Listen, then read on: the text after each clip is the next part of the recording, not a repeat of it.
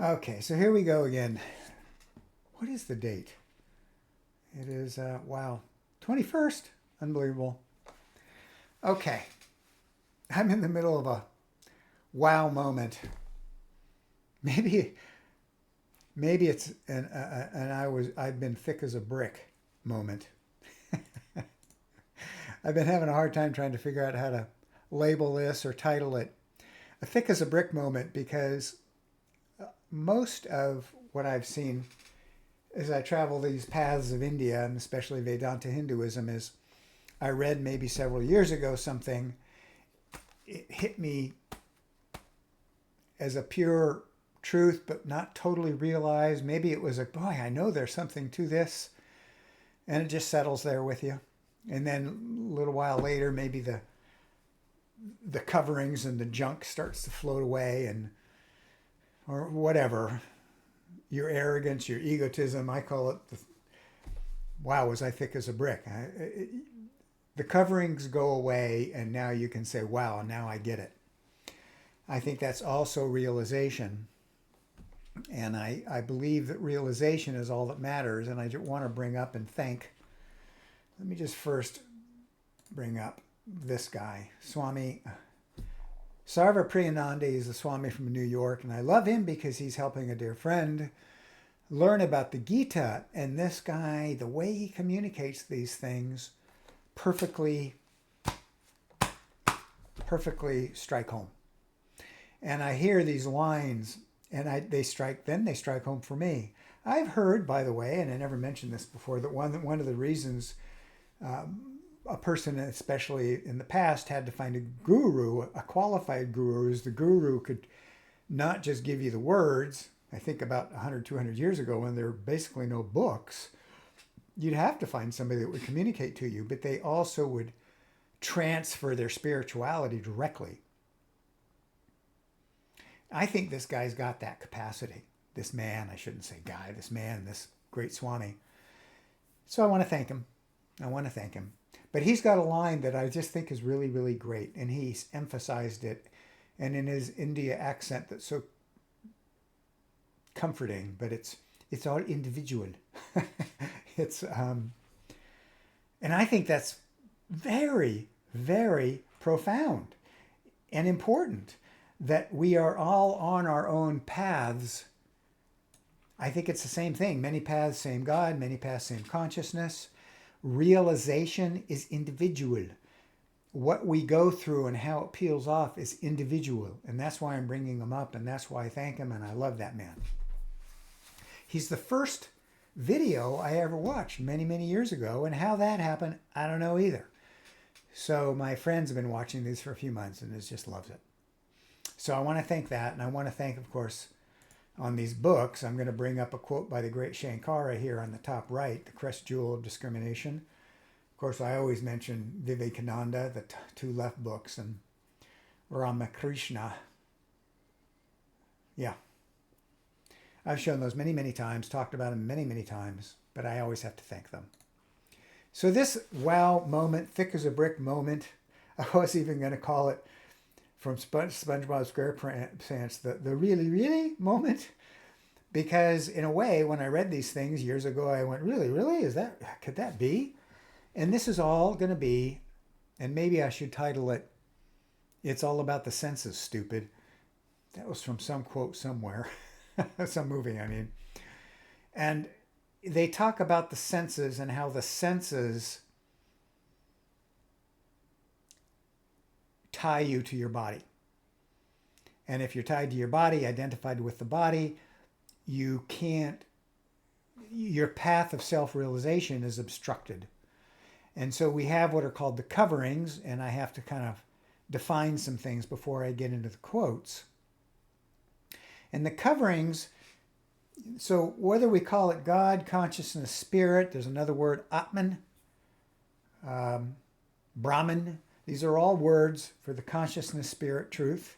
And then we have, and this is just a visualization, the coverings. And the coverings generally are looked at as the mind and the body. But we can also talk about it as Maya. And that's that video 2 times ago. And that was a game changer for me. there's definitions, and I'm going to bring them up again, of Maya because it ties into this senses thing. So bear with me. And Maya is also, per the great Vivekananda, he defines it not just as stuff or as the physical world. He also defines it as all the, excuse me, the confusions and yin and yangs as we get into things, thinking we solved it, but then there's a new thing and a new thing, and we get all twisted and we're all confused. And he says, and thus is Maya. And so we have these coverings, and maybe I should bring it up real quick. Let me see if this is, they also call it the ignorance, the false identification of our true nature. They call that ignorance, which is spirit. That's who we really are. That's what we're trying to find. That's what we're trying to fully understand. And the body, the mind, the senses, and even the intellect can be problem areas. It is interesting that in the Ramakrishna books, the Gospel and his disciples, they talk about punditry and how that can be a barrier. Look at what I know. So we have the coverings to who we really are. It's the ego, the idea that we're just a separate little gem here. The body, the mind, the intellect, the mental. They even have the word per Shankara of bliss, that we can actually chase good feelings. I don't think it's always bad to chase good feelings, but it can also be a covering, chasing, if we don't know what's going on. It can be ignorance and a covering. Vivekananda said it all boils down to the mind. Our aversions and cravings. So that's going to come up a lot. I've talked about it before. Fears and aversions that we're pushing away can then create coverings. And all of our cravings. All right, so let me just get this one out. So the reason I bring this up in the senses is this is a funny story, but maybe I should give this definition first. No, I'll go ahead. So this is a good one, the senses, because the senses, taste is one. And anybody that knows me well, when I was young, 12 years old, I was the fattest kid in the school. Not just a little bit. You know, what was that Fat Albert guy back in the 60s, that cartoon? Hey, hey, hey, or something like that. But so I have, I don't know. I've gone through a couple bouts of that in my life, but I understand that craving. So part of these videos, well, anyway, I'm bringing that up because this is going to be all about the senses, and I have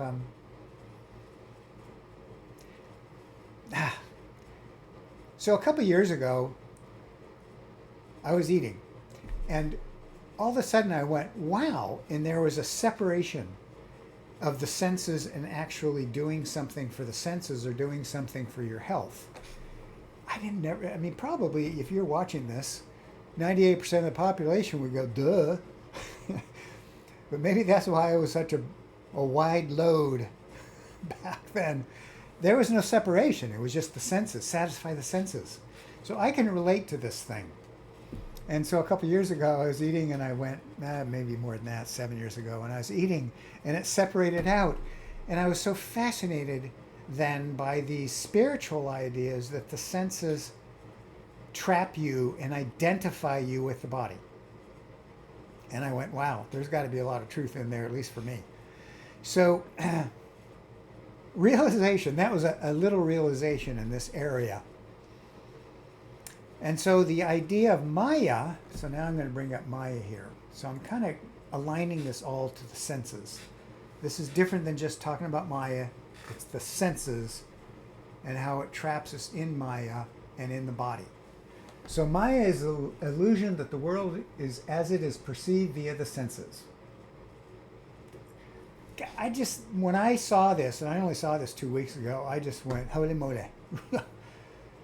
If one just duplicated that one line in realization, whether it's through life and living this, whether it's through meditation or study, if you really, I don't know if it's possible in a day, but I had some personal experiences in it. And when I saw that, the senses and the power of the senses, sight, sound, touch, taste, and smell. It's the apparent reality of the material world. It sounds like the Matrix. Anyway, an explanation. I had another sentence in here that just kind of rocked my... It was a realization. Yeah. Maya is the cosmic force that makes the world appear real, while in reality it's an illusion. It is a veil that covers the true nature of the world and ourselves. So it's covering who we really are and can manifest as egotism, hatred, greed, and other negative emotions. So we get all spun in on this. We get the cravings and the hatreds and the greeds and the lusts and all those things that all the religions talk about. I think this is really interesting. So it talks about, and there's this connection of the senses then. It's the illusion that the world is as is perceived via the senses. So obviously it has a pretty big impact. And then this next line really just rocked me. Maya's purpose is to distract people from reality and spirit and to divert them toward matter. So I brought this up on my last one on handling difficult people, but this is so incredible that when you're fixated on it, identified with it, or spinning in it, you can see that purpose. It's almost like you get sucked into it and then you're distracted from who you really are. So the more we resolve all of these things, and that's a point I really wanted to make, I really believe that as we, whether it's through education, meditation, prayer, living, we start to separate out from something. Maybe, I have to think about it in college. I'm trying to study something that's very complicated, and then there's this manifestation, this separation out where it just all comes to you. I think that's a perfect example of realization too. But once we start separating out, and I think even just getting the definition of Maya can help us to be separate from it, or to separate out from it, and then to start resolving it. And I think the same thing with the power of senses, because that was my moment today. And I've known it for years. I've read about it for years, and I had that moment a few years ago when the eatingness and the senses, but there's something today. And I think that Maya definition is really, really something. So, again, I want to emphasize this whole idea that there's no proselytizing, no dogma. In fact, if you don't get that from everything I've said, there are so many paths to self-realization, to consciousness, God. And then the whole individual, it's individual. I just love that stuff. So whenever I tell a story about myself, it is simply saying, I'm trying to say, here's the great gurus and saints, that's what matters. Maybe this is an attestation that some of these really major points, I think it worked. Yeah. So we just got through the Maya definition, which I think is something else, and I'm going to leave it there. And there's another definition before I get into this, the application. Yeah. I did this one before, the three gunas. I'm going to talk about it a little bit more. These are the tendencies, qualities of life. I think you can also talk about the wavelengths. So at the top is sattva. It's the love. It's the harmony, goodness, virtue. It's a very fine wavelength. Constructive. It does not mean weak. I've heard people say that. Rajaguna, the middle one, is passion, activity. It's a more solid wavelength. It's dynamics. It's moving. Look, if you're in sports, you're going to have some Rajaguna, some energy. Sometimes I'm trying to let go of Rajaguna, and I'll be watching a football game with my son, and it's like, ow. It's kind of like I'm trying to let go of that force, and then you're watching these guys obliterate themselves. Anyway, you'll get a point on that in my next quote, by the way. And then tamas is the quality of imbalance, disorder, chaos. It's a very thick wavelength, anxiety. I think one of the great words here is delusion. You can't see truth when you're sitting in that energy. You just can't. It's negative, dull, apathy, inertia. You get it? So one of the things in that last video talked about how you can be sattva, or we think we're sattva, but we're justifying our weaknesses and we're actually tumbling down into a tamas flow. I'm not going to get into a whole explanation in the last video on handling difficult people. We really got into it. But anyway, this is really interesting. I think there was something I read where, which is pretty clear, pretty obvious, that the outer energy is the thickest. The thickest, that's the physical universe. But there's a lot of ones that are really close at hand. And we can learn from this. And it's going to talk then about, and the quote I'm bringing up is from the great Shankara. And by the way, just like that one yogi said, why is everybody trying to get rid of the mind? We use the mind. What we're trying to do is get rid of the negativity, the fact that it's telling us what to think and do. We're not trying to get rid of the senses, but we surely don't want to be run by the senses. There's nothing wrong with liking a piece of birthday cake or something, but it's the impact and the ignorance that if we're not aware of its impact, it can cover up our path to self-realization and truth. That's the whole point here. And, or it can make you real fat like it did for me. But anyway, I don't know why I threw that in there. But it's trying to gain,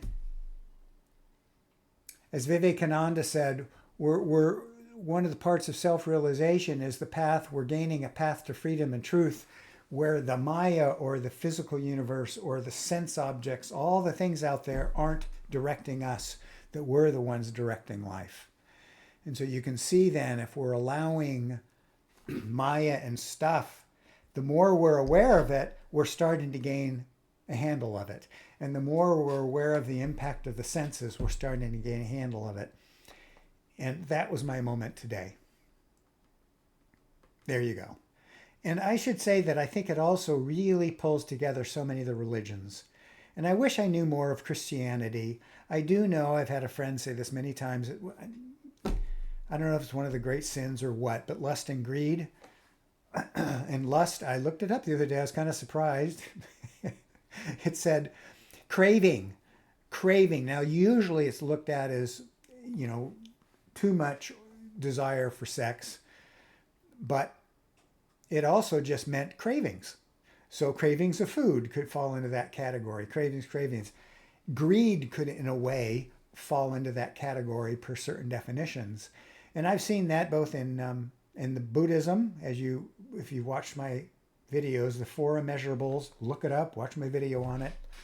Google the four immeasurables of the Buddha, of the great Buddha. Fantastic. And it talks about cravings are bad. They attach you.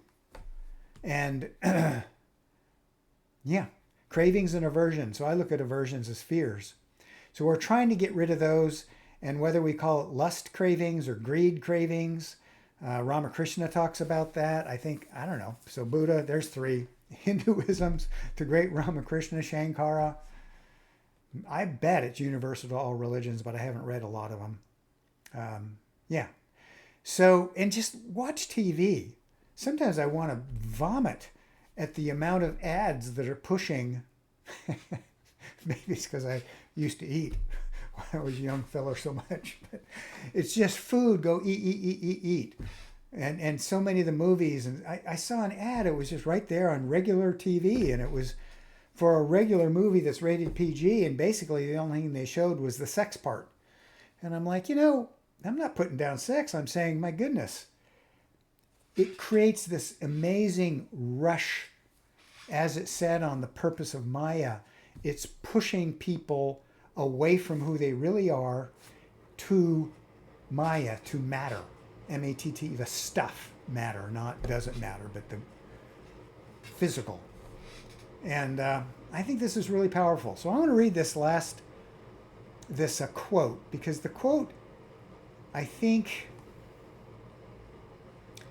I've shown this on a couple of the videos because it's what I do, or what I started to do, and I still do, I guess. But he actually right here is telling you exactly what's going on. That was my aha moment this morning where, hey, there it is, it works. So here is a path, I guess is a way to put it. Shankara, there we go. As the mind gradually becomes devoted to the Atman, I guess we all have to figure out exactly what that means. I know for me, it says at the last sentence, therefore be established in sattva and strive to destroy the illusion. I have taken that Atman as spirit, that as I practice, I see this happening more and more, and as I meditate on what I see as sattva and what I see as God, consciousness. Where is it? The three gunas. So sattva, you can meditate on balance, harmony, goodness, purity. I remember once somebody said, gosh, meditate on when your kids were born, that moment, my goodness. And what will happen, well, it says right here, as the mind gradually becomes devoted to the Atman, it frees itself by degrees from the cravings for the sense objects. So I just think that's very, very powerful. If we, whatever that's going to mean to you, I believe some people can meditate on Lord Jesus. Some people can meditate on Lord Lakshmi, on Ramakrishna, on what Ramakrishna represents, or Lord Jesus in representing it love. Meditate on that vibration. I mean, there's so many ways on meditate on you are not a body. I mean, there's just what it says is the mind gradually becomes devoted to the Atman, Atman being you, who you really are, spirit. It frees itself by degrees from cravings for sense objects. And so this is my attestation moment, I guess. Yes. And as Vivekananda said, just meditate and a month later see if you feel better. I think you will. There. When it has rid itself entirely of all craving, the vision of the Atman is no longer obstructed. So you see all that stuff, if we use our hands, is obstructing who we really are. And I believe we know it's all in there anyway. Nobody has to really tell us. But as it's the senses and we're tied to the senses, I got to have this, got to have that, what about that? I mean, gosh, all the plastic surgeries and everybody trying to make that body perfect, the eatingness, all of, yeah, well, you can go on and on about this stuff. What people get attached to, it's different for everybody. I disclosed one of mine. Boy, that was a lifelong one. Anyway, when it has rid itself entirely of all craving, the vision of the Atman is no longer obstructed. Through constant devotion to the Atman, the mind's impurities dissolve away. I read that, and I've gone over this in other videos, but I read it years ago, and that was one of those really moments. I knew, I guess, that it had to be true because I actually practiced it and practice it. I just think that's about as basic as you can go. It's right there. And I think it creates the harmony of all religions, which is a purpose in my life. I really believe that. And I believe that a Christian practicing Christianity and praying on Lord Jesus is actually achieving this to a degree. And Lord Buddha, with his four immeasurables, is achieving this to a degree. And it says it right there in the four immeasurables that the cravings and aversions and ill will and angers and bad emotions will start to dissolve away. That's exactly what it's saying. So it's the senses that I didn't fully get. And then that was my aha moment, my wow moment, my really moment, my thick as a brick moment.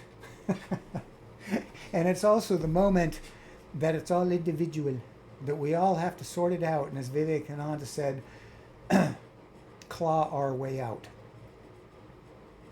Yeah. All cravings are obliterated. The fifth line down. Strive to therefore destroy this illusion. And here's a little bit more. It tells you what to do. That the bottom guna, tamas, is overcome by both raja and sattva. Good. Meditate on raja, maybe. I don't know. I mean, it's all individual. Meditate on raja to get rid of tamas, or to separate out from any of that you may be tied to. Or I decided to meditate on sattva. I think probably every one of those words I've meditated on, plus illumination, God, the purity of, I mean, any of those things. I could go on and on and on. And you know what? It is so wonderful. You can come out of it feeling great. And yes, maybe an hour later you're back to normal, but keep doing it because it says right there. And I'm here to attest that it actually will start to dissolve away. Tamas is overcome by both Raja and Sattva. Raja is overcome by Sattva. Sattva is overcome when the pure Atman shines. There was something, I did a video called Superimposition, and it talks about it all goes away once you achieve the top. Not Sattva top, but Sattva is the closest to pure consciousness or God. So, yeah. And I think it also said, and then the whole yin and yang package dissolves. We'll just leave that one at that. Therefore, be established in sattva and strive to destroy the illusion. There. It's that simple. Now, there's a line here, and I just want to get into it real quick. And it's this one. It talks about the steps to liberation. I guess you can always halt this video if you want to read it, but it's in the book Shankara. But the last paragraph I just think is really, really important. And I've had some friends say that's the line. And he talks about the path. And he says, thus the wise man reaches the highest state in which consciousness of subject and object is dissolved away. You got to figure out what that one means for you. And the infinite unitary consciousness alone remains. Call that Atman, call it a Brahman, God. But this is the line. And he knows the bliss of nirvana while still living on earth. It's achievable. You can do it now. That's a path, Shankara. I believe that, well, let me do this one. Let me get rid of that one. The four yogas. In the Bhagavad Gita, in Vedanta, you hear about this all the time. Yoga being from the word yoke, meaning bring together, bringing together the idea that there's this little s self with the big S self, and you actually find out who you really are, the big S self, consciousness. So Bhakti Yoga is the path of devotion and love, and I'm a firm believer. Ramakrishna, in reading that and then practicing, that is the easiest path.